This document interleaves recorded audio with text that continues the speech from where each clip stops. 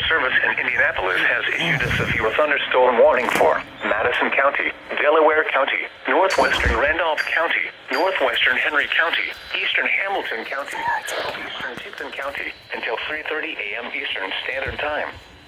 At 3:04 a.m. Eastern Standard Time, a severe thunderstorm was located It's already starting. east of Noblesville, or 9 miles west of Anderson, moving east at 70 miles per hour.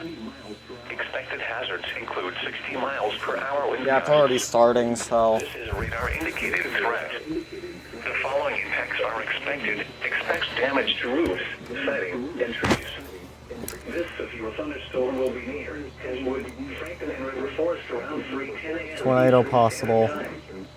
Anderson, Alexandria, Country Club Heights, and Woodlawn Heights around 3:15 a.m. Eastern Standard Time. Chesterfield and Daleville around 3:20 a.m. Eastern Standard Time. Other locations in the path of a severe thunderstorm include Yorktown, Ball State University, Muncie, Parker City, Selma, and Prairie Creek Reservoir. This includes Interstate 69 between mile markers 205 and 252.